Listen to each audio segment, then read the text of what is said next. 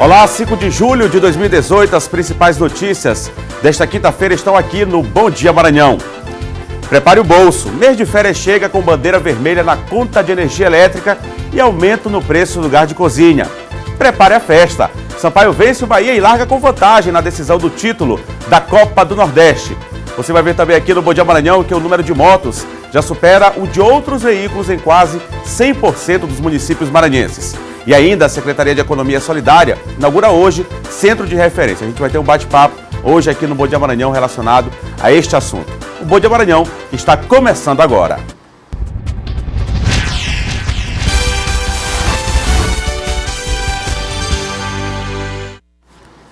São 7h01. Muito obrigado pelo carinho da audiência de todos em todo o estado do Maranhão. Desde já, uma ótima quinta-feira a todos. A partir de agora, você fica muito bem informado aqui na TV Difusora. O Bom Dia Maranhão sempre chegando logo depois, coladinho com o Bandeira 2. 7h01. Um ótimo dia a todos. E olha, férias é sinônimo de folga para as crianças e adolescentes e também de aumento nas despesas para os pais, não é isso?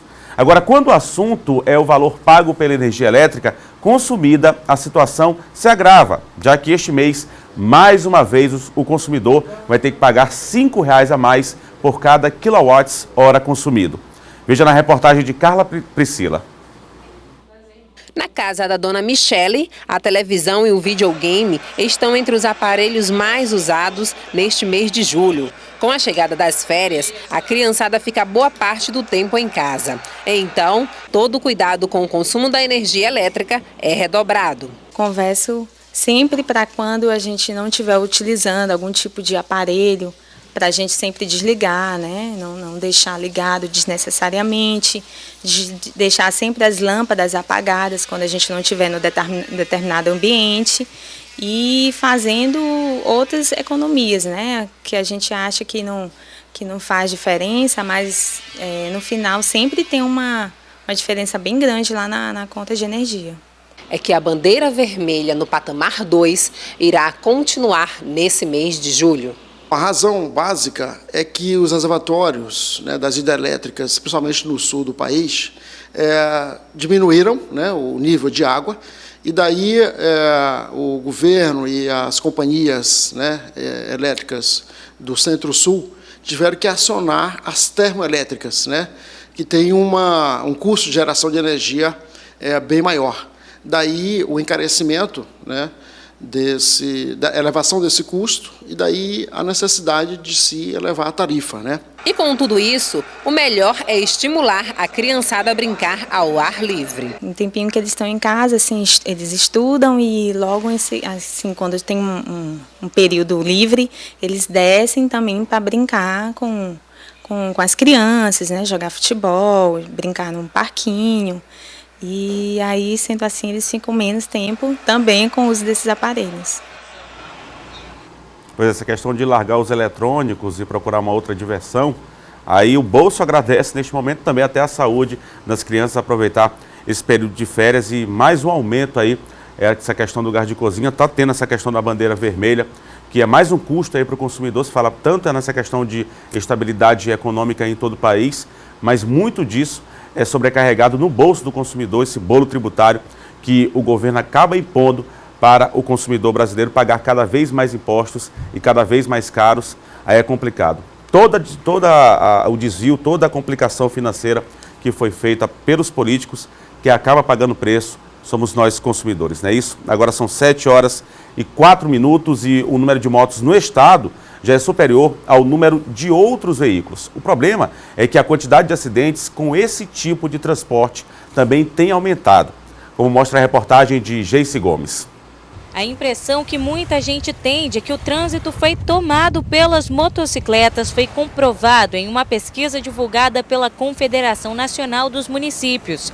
Em 45% das cidades brasileiras é maior o número de motos que o de carros. No Maranhão existem mais de 750 mil motocicletas e em 99% dos municípios elas estão em maior número que os outros veículos. Entre os motivos apontados para o aumento da frota estão facilidades no crédito e melhor locomoção no trânsito cada vez mais intenso. Só que além do aumento do número de motos, o que também subiu foi o número de acidentes de trânsito envolvendo motociclistas.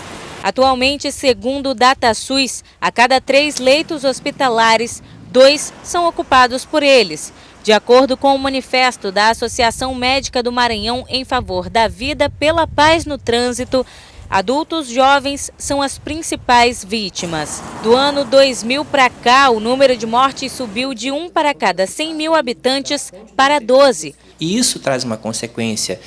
Pessoas, principalmente adultos jovens, que perdem a vida ou muitos que estão mutilados em função disso. Sem falar de que o recurso que o Estado, os municípios utilizam poderiam ser utilizados para outros fins, melhor aparelhamento dos hospitais, melhor colocando outros profissionais. Os acidentes também têm impactado a economia, verba que poderia estar sendo utilizada inclusive na prevenção dos acidentes. Há que se criar uma autarquia que só pense nisso, que só cuide disso e que todo o seu orçamento seja direcionado para estudar a causa daquela morte, daquela via e fazer os procedimentos para que, se ocorrer um novo acidente, não seja naquele lugar. Além do aumento da frota somada à imprudência, segundo este especialista, existe um componente decisivo, a responsabilidade da autoridade de trânsito, que quase nunca é lembrada. É necessário que o Ministério Público exerça plenamente o poder de fiscal da lei e passe a exigir que o parágrafo 3º do primeiro artigo do Código de Trânsito seja respeitado e que as autoridades respondam objetivamente como tem que ser. Pois é, isso é uma realidade de todo o país, né? Crescente o número de acidentes, principalmente envolvendo motociclistas, e normalmente quando tem acidente com motociclista, fica com uma sequela grave, até pela fragilidade do meio de transporte, ou então, em outros casos, lamentavelmente, perde até a vida. A questão de fiscalização é importante, investimento em malha viária, sinalização, isso tudo é muito importante, mas o principal é a conscientização de todos, é o respeito à minha vida, é o respeito à sua vida. Se não funcionar dessa forma, dificilmente vai ter uma evolução sobre essa questão do salvamento de vidas no trânsito. Agora são 7h08 e uma das barreiras a serem vencidas por imigrantes que chegaram aqui no Brasil, ou que chegam aqui no Brasil, é a língua. Sem o domínio dela, fica complicado até arrumar um emprego. Aqui em São Luís, os 25 imigrantes africanos que foram resgatados no cais do município de São José de Ribamar, aqui na região metropolitana, estão participando de um curso que pode facilitar a vida deles na nova terra. As aulas de português, gramática, acontecem de segunda a sexta, 3 horas por dia. Ao todo, serão 60 horas de aulas ministradas por professoras da Universidade Estadual do Maranhão. Os conhecimentos da língua devem ajudá-los no cotidiano. E eles também vão fazer a parte prática, de conhecer a cidade, a moeda, para eles poderem também ter um pouco de vivência com a população, até para facilitar o cotidiano, na conversa. O apoio aos imigrantes africanos tem sido dado não só na comunicação, mas também de outras maneiras. Desde que chegaram a São Luís, como com assistência médica, alimentação e hospedagem. O grupo deve deixar em breve o ginásio Costa Rodrigues, onde estão alojados para ir a uma casa conseguida pela Igreja Católica, para abrigá-los até que possam se sustentar. Dos 25 imigrantes africanos, 18 deles já manifestaram desejo de ficar em São Luís. Com o aprendizado da língua portuguesa, a situação ficará ainda mais fácil. Para conseguir um emprego, por exemplo, e poder ajudar as famílias que ficaram nos países de origem. Alguns deles estão em estágio bem avançado de conversação, como é o caso de Mukhtar Massarai, que veio de Serra Leoa. Ninguém consegue foi nada. Se quiser você tem trabalho, mas você vai ter, sabe como você vai conversar com pessoas. Ele é importante para nós todos aqui. Os imigrantes falam principalmente 2 línguas, inglês e francês. Por isso, a cada palavra aprendida, seja falada ou escrita, se torna uma grande vitória. Daí o motivo da felicidade do senegalês Tierno. Sentar, dormir, comer, falar. A questão do acolhimento, né? São muito simpáticos. Estive conversando com eles ontem. Alguns já até conseguem falar aí, trocar algumas palavras, mas de fato estão aprendendo a língua portuguesa para poder se comunicar, já que muitos, como eu disse, já manifestaram a vontade e o desejo de permanecer aqui em São Luís e até em outras partes do Brasil, os que não querem ficar aqui no estado do Maranhão. Agora são 7h10. Confira aqui no Bom Dia Maranhão agora o nosso giro de notícias. O Ministério Público Federal denunciou 2 homens responsáveis por conduzir a embarcação que trouxe estrangeiros africanos de forma clandestina para o Brasil. Em depoimento à Polícia Federal, eles afirmaram que, apesar de terem efetuado pagamento pelo transporte e alimentação, foram submetidos a situações degradantes. A partir disso, o MPF requereu que Silvio da Paixão Freitas e Josenildo do Nascimento Teodoro respondam pelos crimes de promoção de imigração ilegal, perigo para a vida e atentado à segurança do transporte marítimo. Os denunciados devem ainda restituir o valor de R$ 87.500 que receberam dos imigrantes.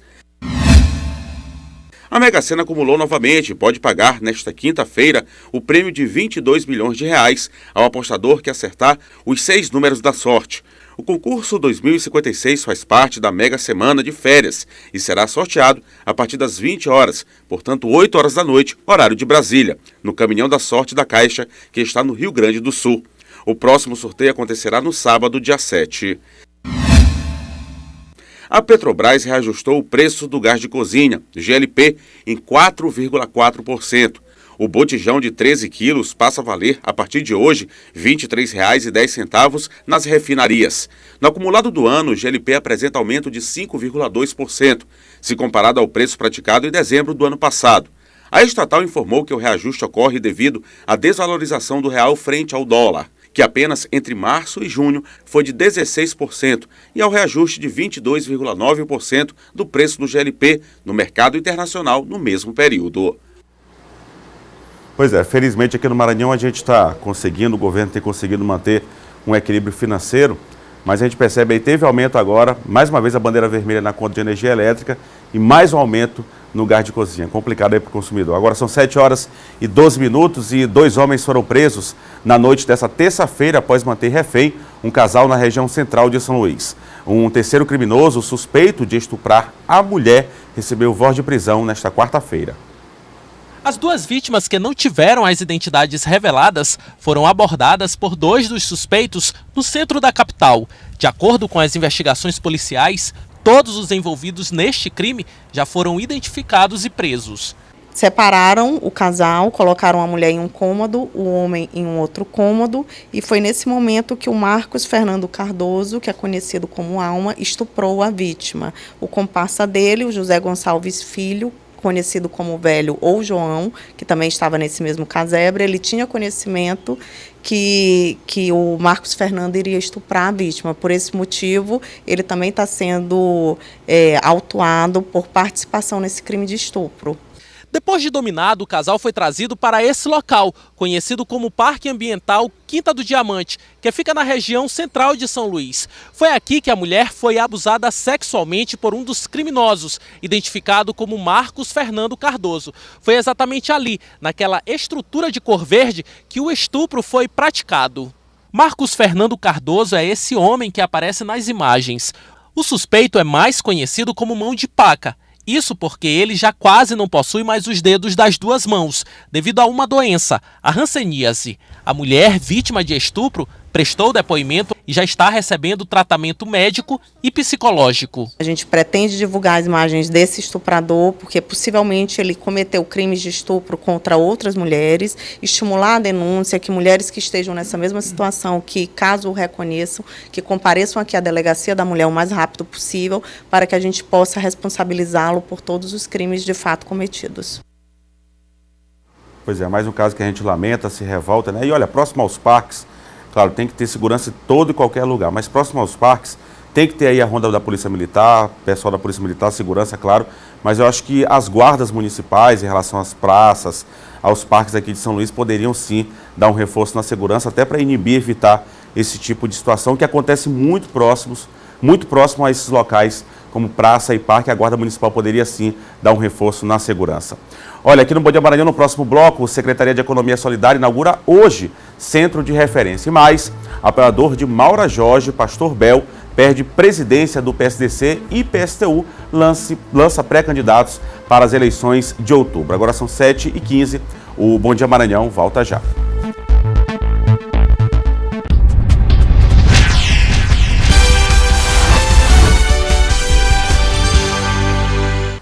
São 7h18, o Bom Dia Maranhão está de volta e vai ser inaugurado hoje o Centro de Referência Estadual em Economia Solidária aqui do estado do Maranhão. Sobre o assunto, eu converso com a secretária adjunta de Trabalho e Economia Solidária, Nilce Cardoso Ferreira, que já está aqui ao meu lado. Muito bom dia, Nilce. Bom dia a todos os ouvintes, todas as pessoas. Nilce, explica pra gente, esse Centro de Referência, ele vai ser inaugurado hoje. Como é que ele vai funcionar? Quem que deve participar, quem que deve comparecer ao evento e continuar com esse trabalho? Então, o Centro de Referência é uma demanda dos empreendimentos de economia solidária e de todo o movimento de economia solidária. Ele está pautado tanto num convênio que nós temos com o Ministério do Trabalho pela Secretaria Nacional de Economia Solidária, num projeto chamado Maranhão Desenvolvido Mais Justo e Solidário, que trabalha as ações estruturantes da economia solidária na perspectiva gestionária, na perspectiva de formação e da comercialização. Ele também converge com uma demanda do orçamento participativo, desde 2016 que o governo vem trabalhando as condições para que ele seja implementado. Esse centro vai funcionar, como eu coloquei, um processo de integração das políticas de fortalecimento e sustentabilidade da economia solidária. E o que é economia solidária?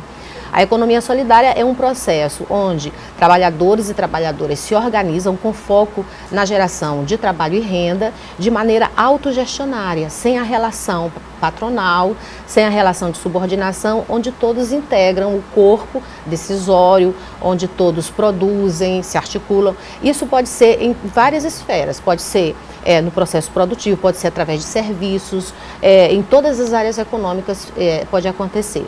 Tanto hoje na perspectiva da associação, cooperativas, que é o foco, digamos assim, final, porque é o processo mais avançado dessa organização, e a Secretaria do Trabalho e da Economia Solidária, que tem a política do trabalho em todas as suas esferas, seja ela do ponto de vista do mercado formal, de trabalho, de emprego, seja do trabalhador autônomo ou seja do trabalho associado, que é da economia solidária. Ele então fomenta todas essas formas de trabalho para que se amplie as condições de trabalho, geração de renda e qualidade de vida. E aí ela é responsável por essa política, ela está implementando o centro de referência para que então a economia solidária, em todos esses aspectos, ela possa se consolidar no estado. A solenidade acontece hoje, a partir de que horas, aonde é que vai ficar localizado esse centro de referência? Qualquer pessoa está convidada? Então todas as pessoas estão convidadas, né? Toda a população está convidada a conhecer o centro de referência, ou consumir os produtos que nós temos lá, já desses grupos, desses empreendimentos de economia solidária que nós temos em todo o estado. O centro de referência, ele é estadual. A perspectiva, inclusive, ele faz parte de um compromisso de governo de ampliar e fomentar esses espaços de fortalecimento da economia solidária. Vai ser na Rua de Nazaré, número 173, ali no Centro Histórico, com toda aquela dinâmica do Centro Histórico. As pessoas, não só o turista, mas a população como um todo, tem a possibilidade de comprar direto do produtor, seja do artesanato, seja da agricultura familiar, livre de veneno, que geralmente são processos agroecológicos.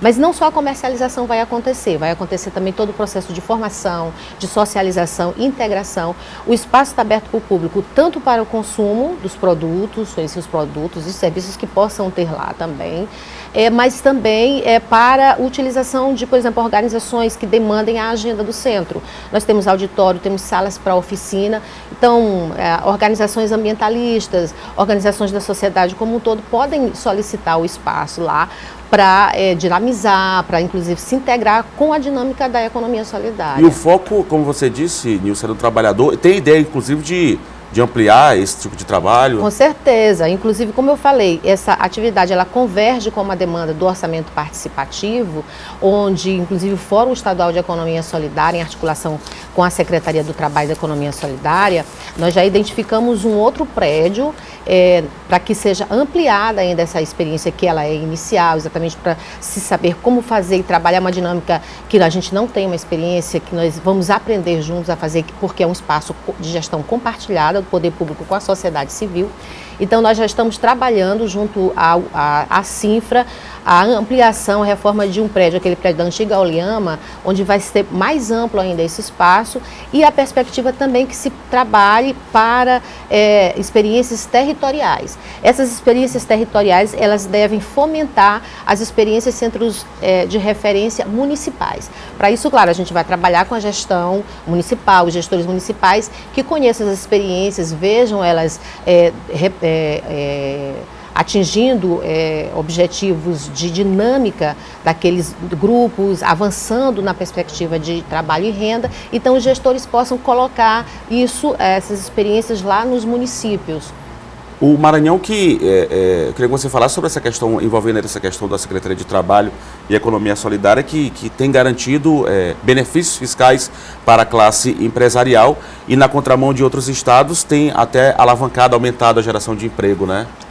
Isso tudo é parte dessa política do governo que tem se comprometido exatamente com a qualidade de vida da população.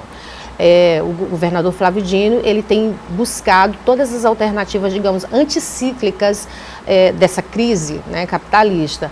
E para isso ele tem investido tanto no empresariado local, principalmente micro e pequeno empresário, tem investido na agricultura familiar, e com outros programas. Por exemplo, a Secretaria do Trabalho e da Economia Solidária, que é responsável exatamente pela geração de trabalho, como eu falei anteriormente, em todas essas vertentes, tem alguns programas que têm fomentado isso. Por exemplo, o programa Mais Emprego tem se dado subsídios a empresários, micro e pequenos empresários. Para cada geração de trabalho, ele recebe um subsídio que vai fortalecer, dar para ele condições para que ele possa adquirir mais postos de trabalho. Além disso, tem também um outro programa que tem avançado bastante, que é o programa Mutirão Rua Digna, onde, além de pavimentar ruas que estavam historicamente abandonadas... Inclusive teve um evento recente agora, exatamente. Né? Ele também organiza, mobiliza, faz um mutirão com as pessoas que estão organizadas em associações. Ali as pessoas são remuneradas por aquela atividade, então ela se envolve, ela fica participando. Isso se agrega, inclusive, com um dos eixos fundamentais da Secretaria do Trabalho, que é a economia solidária, no sentido da organização social, da mobilização e da participação.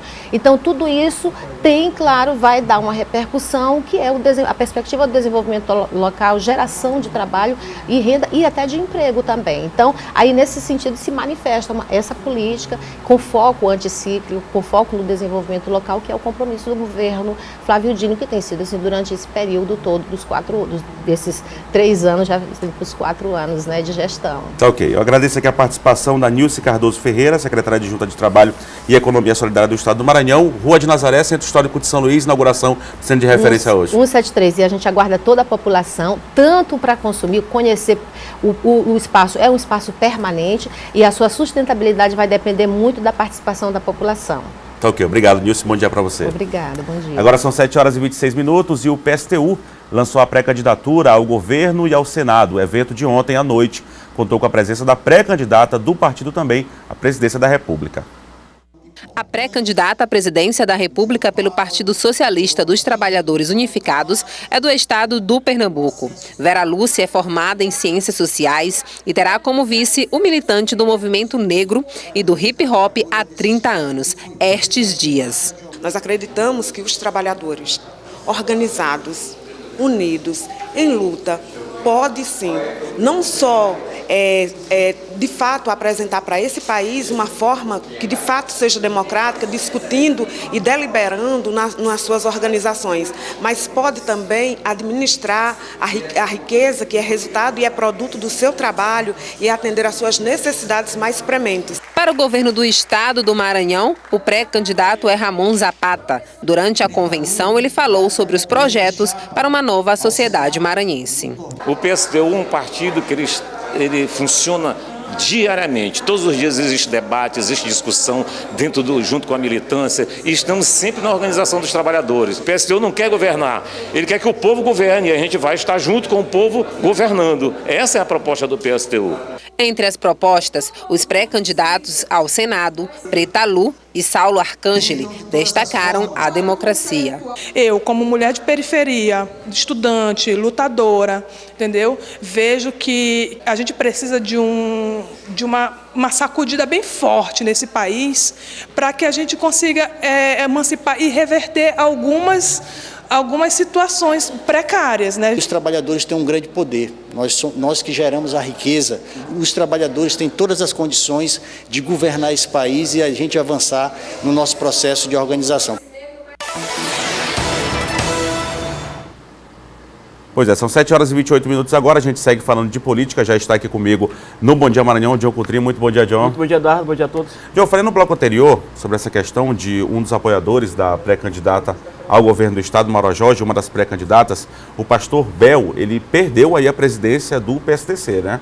Sim, Eduardo, o pastor Bel, para quem não sabe, é pré-candidato a senador do Maranhão, ele é o segundo suplente do senador Edson Lobão, pastor Bel, e ele estava filiado ao PSDC, o partido ali que o pastor Bel pretendia concorrer ao Senado. O que acontece? O pastor Bel foi destituído da presidência do PSDC, ou seja, ele foi retirado da presidência do PSDC. Por quais motivos? Bom, primeiro, o motivo principal é que o pastor Bel, que é o pré-candidato ao Senado, queria levar o PSDC para apoiar a candidatura da pré-candidata ao governo Maura Jorge. A Maura Jorge, que é filiada ao PSL, mesmo partido do Bolsonaro. Ou seja, a direção nacional do PSDC ligou para o pastor Bel e disse o seguinte: olha, se você quiser continuar no partido e na direção do partido, você vai ter que optar entre apoiar a Maura Jorge ou então atender as recomendações do partido do PSDC, que é o partido do Bel. O Bel disse: não, eu vou continuar apoiando a pré-candidatura da Maura Jorge ao governo e vocês façam o que quiser. Então a direção nacional destituiu, tirou o pastor Bel, que é pré-candidato ao Senado do PSDC, e aí ele vai agora, não pode mais nem mudar de partido, fechou a janela, ou seja, praticamente ele não mais será o pastor Bel pré-candidato a senador pelo PSDC, por conta aí dessa posição dele de apoiar a Maura Jorge. O PSDC não quer. É claro que o PSDC no Maranhão ainda não tem um rumo, ou seja, pode apoiar o Flávio, pode apoiar a Rosiana, outra candidatura, só não apoiará a Maura Jorge. O PSDC, inclusive, informação em primeira mão, já tem outro presidente. O presidente do PSDC é o Marcelo Freire, ele que passa a comandar agora o partido no estado, ou seja, o pastor Bel, então, já está fora do partido. E aí, Eduardo, o que acontece? O próprio pastor Bel disse que ingressará na justiça para tentar reverter essa decisão aí de tirarem ele da direção do PSDC. Claro que isso aí, ele alega que não teve nenhum motivo, né, que possa ter feito com que a direção nacional tomasse essa decisão, mas é claro que os partidos têm toda a autonomia para colocar e tirar o que quiser, isso é muito óbvio. Então o pastor Bel que continua então apoiando a candidatura da Maura Jorge e ele não será mais pré-candidato aí a senador pelo PSDC, senador pelo Maranhão. Ele então deve aí apenas participar da campanha, já que não terá legenda para disputar, Eduardo, as eleições deste ano. Pois é, tem essa questão às vezes do impasse, né? Não só envolvendo o PSDC, mas de outros partidos, essa discussão da nacional que traz para estadual, para municipal. O fato é que tem que haver uma fidelidade partidária e uma harmonia aí entre os diretórios nacionais, estaduais e municipais, no caso. Perfeito. John, o José Reinaldo teve alta, né? Deixou o hospital, teve um acidente no final de semana, mas já teve alta, né? Teve alta ontem, no período da tarde. O deputado federal ex-governador José Reinaldo Tavares saiu do hospital após sofrer um acidente ali no último domingo, Eduardo, próximo ali à cidade de Barreirinhas. Então, ele agradeceu as manifestações de apoio do deputado José Reinaldo, que recebeu dos familiares e dos amigos, aí por conta desse acidente. Ele e a esposa dele estavam lá internados e ele teve alta ontem e agradeceu muito as orações, as mensagens de apoio e ratificou mais uma vez a sua candidatura, porque até chegaram a publicar em alguns blogs dizendo que o Zé Reinaldo não seria mais candidato por conta do acidente e outra série de entraves. E ele que é pré-candidato ao Senado, né? O Zé Reinaldo é pré-candidato ao Senado, e ele aí disse que está mantida a pré-candidatura dele ao Senado e ele disputará sim as eleições e está bem de saúde, vai retomar as atividades dele normalmente após esse susto, né, esse acidente. É claro que é traumático, como ele próprio disse, é traumático, mas ele disse que apenas reforçou a fé dele em Deus. John, indo agora para a pauta nacional, movimentos ligados ao Partido dos Trabalhadores planejam greve de fome por liberdade de Lula, é isso?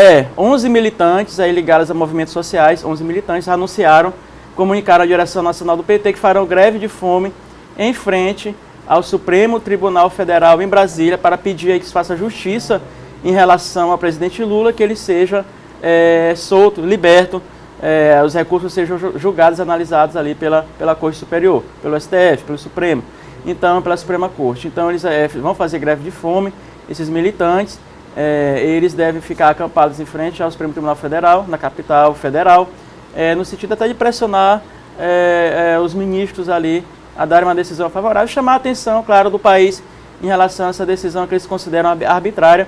O próprio Lula já disse que não acredita mais na justiça, que coloca em xeque o Supremo Tribunal Federal, que ele acha que houve parcialidade, que é um complô contra ele, um conluio aí entre as forças políticas que não querem com que ele dispute a eleição. O próprio PT, a defesa do PT, já elencou, inclusive, decisões onde 70% dos prefeitos disputaram as eleições, nas últimas eleições municipais, que tiveram os registros de candidatura indeferidos, mas que depois foram candidatos a prefeito e conseguiram reverter a decisão. A defesa do Lula tem como esse parâmetro isso, dizendo que esses prefeitos foram negados recursos pelos tribunais, mas eles concorreram e depois conseguiram. Só não é o caso de Bacabal. Bacabal foi o contrário, Zé Vieira concorreu com uma liminar, teve o registro dele aí, digamos assim, deferido, mas depois agora ele perdeu, acabou saindo da prefeitura, foi cassado. O Zé Vieira não está, então, entre esses 70% que tiveram decisões favoráveis. Então, essas são as últimas notícias em relação ao Lula. Tem notícia também do Bolsonaro e do Ciro, John? Tem, do Ciro. O Ciro, praticamente, o PSB está fechado com a pré-candidatura do Ciro Gomes. O Ciro, que é do PDT, o partido PDT, e ele articula com outros partidos aí no sentido de reforçar sua candidatura. Então, o Ciro, praticamente, já conversou com a direção, com os caciques do PSB, praticamente fechados e deve anunciar nos próximos dias. Se isso acontecer, de o PSB realmente apoiar o Ciro, será muito ruim para o Geraldo Alckmin, porque o PSB vindo para o Ciro Gomes, a tendência é que o PP e o próprio DEM, o Democratas, também apoiem o Ciro, ou seja, os partidos mais de centro, e esvazia a candidatura do Alckmin, e Alckmin entrou em desespero no sentido aí de estancar essas articulações. O Alckmin quer o DEM, quer o PP, no sentido de reforçar, porque o Alckmin vai muito mal das pernas, vai muito ruim nas pesquisas. Em relação ao outro candidato, o Bolsonaro articula um apoio do PR, mas ele quer que o PR não faça coligação com o PT nos outros estados. Aí também o Bolsonaro já quer demais, né? Claro que os partidos têm independência nos estados para fazer as coligações, não há mais a verticalização, então é necessário aí que os partidos façam as coligações locais e o Bolsonaro não pode impor isso. Então, se o Bolsonaro quiser apoio do PR, pode até apoiar, mas deixar livre aí os partidos nos estados para fazer coligação. E só não quer ter o nome dele atrelado ao PT, ao PT do Lula, que ele faz o discurso anti-Lula. Isso seria muito ruim para ele. Então, no cenário nacional dos pré-candidatos, nós temos essas últimas informações. Ok, John, muito obrigado. Lembrando que o PT, o PR, o PP, o DEM, o PSB são partidos fortes e importantes também, que numa coligação com certeza chega para somar. Valeu, John, muito obrigado, até amanhã. Até amanhã, Eduardo. Daqui a pouquinho também, ponto e vírgula, 6 da tarde, na Difusora FM. Valeu, John, muito obrigado. Uma ótima quinta-feira a você. Agora são 7h37 e no próximo bloco, Sampaio vira gigante no Castelão. Bate o Bahia e leva a vantagem na decisão da Copa do Nordeste. Mas SBT Nordeste lança novo programa que ressalta gastronomia, esporte e turismo na região. 7h37, o Bom Dia Maranhão traz esses destaques, voltando já.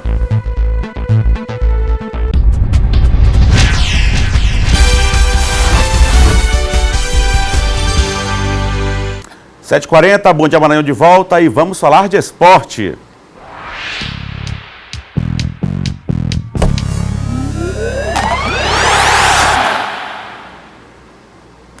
E desde o início da semana a gente está falando aqui, durante toda a semana no Bom Dia Maranhão, da expectativa, e aconteceu. A primeira partida a gente fala agora aqui no Bom Dia Maranhão de Copa do Nordeste. Copa do Nordeste. Oferecimento Cred Shop, mais conquistas na sua vida. E Mateus, somos um só coração.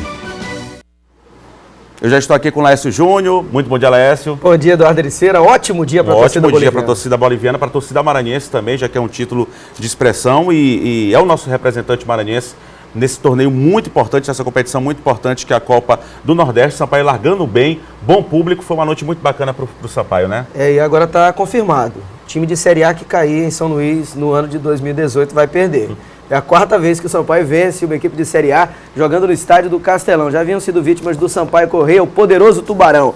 O Paraná perdeu pela Copa do Brasil e foi eliminado. O Vitória da Bahia levou 3-0 e foi eliminado da Copa do Nordeste. O Ceará perdeu por 1-0 na primeira fase também do Nordestão. E ontem foi a vez do Bahia perder para a Bolívia querida. O Sampaio larga com boa vantagem na final da Copa do Nordeste. Veja agora os melhores momentos. Autoriza o árbitro, a bola está rolando. Primeiros 90 minutos de muita emoção para Sampaio Bahia. É a final da Copa do Nordeste, você em todo o Maranhão acompanhando. E já vai o time do Sampaio Corrêa chegando com perigo. Diego Silva fez o cruzamento, buscava o William Barros, vai para cima o Sampaio Corrêa. Vai para a cobrança de escanteio, Danielzinho. Maracás já está dentro da área, esperança de gols boliviana. Observa, a torcida ainda chegando ao Castelão, cruzamento vem perigoso, William! Gol!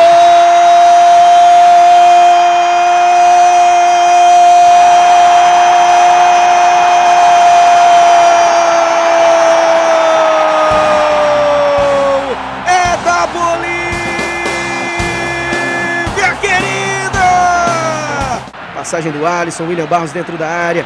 Se livrou da marcação do Nino Paraibano. Tentou cruzamento, deu sorte o Bahia. Cruzamento, Zé Rafael deixou pro Regis. Cruzamento vem perigoso. O Andrei saiu e conseguiu socar. Ativa de lançamento aqui pro Nino Paraibano. Nino Paraibano dominou. Esperou Brumado na área. A bola passou, vacilou Sampaio. Andrei, sensacional na sequência. Consegue afastar o Sampaio. Rebote do Zé Rafael. A bola bate na defesa do Sampaio e não entra. Tava o Bahia já no contra-ataque. É muito habilidoso. Vai praticamente no mano a mano Regis. Momento de perigo. Brumado já passou na direita. Recebe. Puxou pro pé direito para buscar a finalização. Depois se joga. E consegue ganhar a jogada numa boa. Vai descendo mais uma vez o time tricolor com o João Paulo. Invadiu a área, tem a chance da finalização. É travado na hora do chute. Vai levando o perigo o Sampaio correndo no segundo tempo. Autorizado, cruzamento. A bola vai passando. O goleiro falhou. Ninguém do Sampaio consegue tirar. Zé Rafael afasta pelo time do Bahia. Bruno Moura no meio, Danielzinho, bolando, Danielzinho, condição legal, William, tá na cara do gol, pode marcar o segundo, bateu, a bola vai entrando e vai pela linha de fundo. Tricolor baiano agora chega com perigo, Elber com todo o gás, entrou agora, cruzamento, a bola vai chegando pro Regis, foi lá na dividida, manda seguir porque foi na bola, perfeito William Oliveira. Elber entrou, condição legal, vai causando um tumulto na área do time do Sampaio Corrêa, a finalização do Regis, Joécio. Zaga do Sampaio foi muito bem ontem, viu, Léo? Teve o gol no comecinho, poderia até ter surgido mais, pintado mais gols aí. Seria um resultado mais expressivo para o Sampaio Corrêa, mas 1-0 é bom. Tem a questão do gol fora de casa. O Sampaio fazer o gol lá, o Bahia tem que fazer 3. E o Bahia, a gente volta a lembrar, né? Qualquer outro time, vai ser uma batalha muito grande, mas o Sampaio deu um grande passo aí rumo ao título, né? O Bahia é gigante, o Bahia meteu 3-0 no Vasco. 3-0 no Vasco, jogando em casa na Copa do Brasil. E o Sampaio conseguiu vencer o Bahia. Então essa vitória do Sampaio tem que ser comemorada. E o Sampaio deu um passo largo, porque o Bahia tem jogado melhor fora de casa do que lá na Arena Fonte Nova. E o Andrei foi mais uma vez o terror. A defesa foi muito bem ontem. A defesa foi bem, o Andrei acabou sendo a cereja do bolo dessa defesa. E no fim da partida, o repórter Fábio Cabral conseguiu um depoimento emocionado do Andrei e trouxe a informação do porquê que ele joga com a camisa 42. Ouça. Número 42 é uma homenagem ao seu pai, é isso, André? Verdade. É um cara que... Desculpa. Tá, o Andrei muito emocionado, a gente entende, compreende. Tudo que eu queria era ver ele ali sentado. Ele foi embora muito cedo, mas eu tenho certeza que lá de cima ele tem me abençoado. Desculpa, é porque... Certamente o torcedor entende, todos entendem, Andrei. E certamente de onde o seu pai estiver, ele vai estar acompanhando o que você está fazendo, sua carreira. A minha família sempre esteve do meu lado. Minha mãe, que é uma guerreira, minha esposa, sabe? Segura as pontas legal. Deus sabe de todas as coisas. Mas o mais importante foi o que ele pôde me oferecer enquanto ele estava aqui em terra, que ele deu o máximo para poder me dar uma boa educação. Sou muito grato a ele eternamente. Agora eu quero ser um ótimo pai para meu filho, porque eu sei quanto é importante. E essa emoção às vezes ajuda, né, Lécio? Tem muita gente que acha que prejudica. O Sampaio, a gente percebe que o Sampaio está realmente concentrado. O Andrei tem sido um guerreiro. Ele disse, já deu várias vezes em entrevista, que ele quer muito esse título da Copa do Nordeste, quer ajudar o Sampaio. Eu acho que os jogadores estão muito focados. Claro que o título pode escapar, são duas equipes grandes, tanto o Bahia quanto o Sampaio tem chance, o placar ainda está aberto. Mas o Sampaio dá para perceber que os jogadores querem muito esse título. Ele está muito focado, o Andrei vive o melhor momento da carreira, jogador revelado pelo Botafogo, divisão de base da seleção, mas falta a cereja do bolo para a carreira dele. E a cereja vai ser, sem dúvida alguma, com o título da Copa do Nordeste, se ele vier na próxima partida, sábado, lá na Fonte Nova. Boa sorte para a Bolívia querida, parabéns ao Andrei, parabéns ao cinegrafista José Antônio Teixeira e ao repórter Fábio Cabral. Imagens exclusivas dessa emoção do melhor em campo na primeira partida da final da Copa do Nordeste, o goleiro Andrei. Agora vamos falar da Série D. O Imperatriz tem a Batalha do Acesso, domingo, em Manaus. No jogo de ida contra o Manaus, o Imperatriz se deu bem. O time venceu por 1-0, mesmo a equipe amazonense sendo a mais difícil que o Cavalo de Aço enfrentou no decorrer do Campeonato Brasileiro da Série D. Agora, a preparação é para o jogo de volta na casa do adversário. A expectativa é das melhores, né? Tivemos um grande resultado dentro de casa, diante de uma grande equipe, que é a equipe do Manaus, uma equipe de qualidade, de jogadores que conhecemos. Agora, o foco é o mesmo e durante a semana treinar bem, né, e intenso, até mesmo porque agora o jogo é na casa do adversário, diante da sua torcida, então a gente tem que estar preparado. Contra o Manaus, o time precisa manter a vantagem ou conseguir um resultado melhor ainda e assim firmar o passe para a próxima etapa do Campeonato Brasileiro. É que a equipe imperatrizense já tem uma vantagem na bagagem. Se empatar lá, já conquista a vaga na Série C. Mas a expectativa dos jogadores é ir além do empate. Sabemos que temos uma vantagem, né? Mas não podemos nos acomodar com isso, até porque nosso adversário é um adversário qualificado, né? Dificultou bastante aqui a nossa vitória. Então a gente tem que ter o maior respeito possível, uma dedicação durante os 90 minutos para que a gente consiga o nosso objetivo. Para se classificar direto, o Manaus precisa de uma vitória por 2 gols de diferença. Caso vença apenas por 1 gol de diferença, a vaga será decidida nos pênaltis. O jogo de volta ocorre no domingo, dia 8, em Manaus, às 6 horas da noite, no estádio Ismael Benigno. Campo neutro, vai ter pouca gente lá, o Imperatriz tem tudo para fazer uma grande partida, num campo bom para jogar. Boa sorte ao Cavalo de Aço, boa sorte, parabéns à Bolívia querido. O Sampaio Corrêa já viajou, já deve estar chegando lá em Salvador para encarar o Bahia na final, sábado, 5h45 da tarde, com transmissão ao vivo aqui pela TV Difusora. Pois é, foi esquematizado uma logística aí para que o Sampaio possa voltar com o título realmente. Boa sorte também ao Imperatriz, nossos 2 representantes maranhenses, que seja um final de semana bom aqui para o estado do Maranhão. Valeu, Lécio, você está de volta amanhã aqui no Bom Dia Maranhão. Sem dúvida alguma, e daqui a pouco Na Hora D. Ok, valeu, Lécio. Grande abraço, agora são 7h49 e foi lançado na capital maranhense um programa do SBT Nordeste que vai dar o que falar. O Expedição Nordeste é uma viagem pelas belezas e riquezas da nossa região. E no primeiro programa, o Maranhão é destaque com filmagens em Alcântara, São Luís e também no município da Raposa.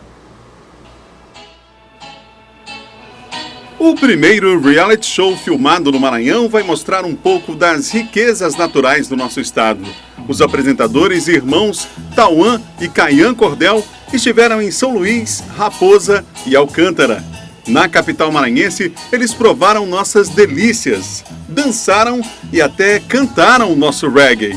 Oi menina bacana que chega na cama e me namora. São eles que vão experimentar várias aventuras em cada episódio que estreia neste fim de semana e inova no formato e na linguagem. A linguagem é o reality, é uma linguagem interessante porque realmente os meninos não tinham noção, foi surpresa.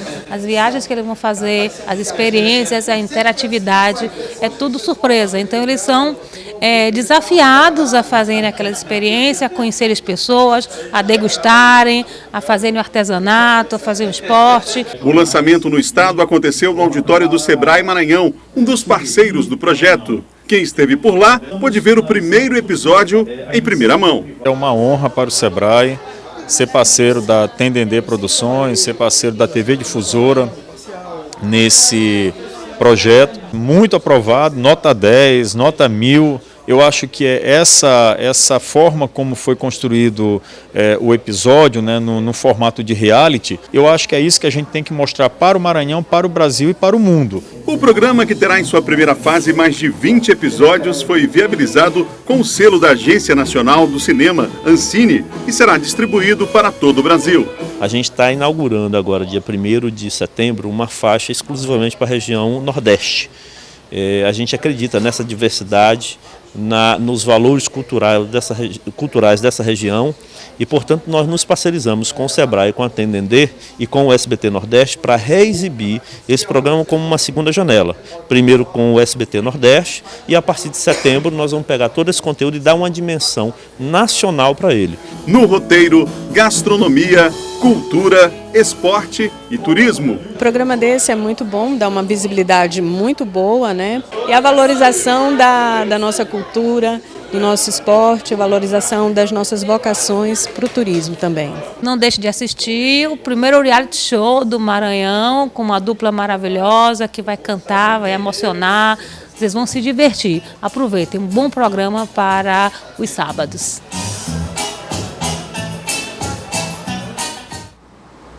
Pois é, muito bom o convite feito. Essas últimas imagens foi na Feirinha São Luís, também foram no litoral da Raposa, Alcântara, cidade maravilhosa, e o Maranhão tem que ser mostrado de fato para todo mundo. Agora são 7 horas e 52 minutos, o Bom Dia Maranhão fica por aqui. A todos uma ótima quinta-feira. Fique com imagens da grande vitória de Sampaio Corrêa. Sampaio Corrêa, a Bolívia querida de maior torcida neste Maranhão. Sampaio Corrêa, do nosso esporte o mais antigo esquadrão. Sampaio Corrêa, a Bolívia querida de maior torcida neste Maranhão. Sampaio Corrêa, do nosso esporte o mais antigo esquadrão.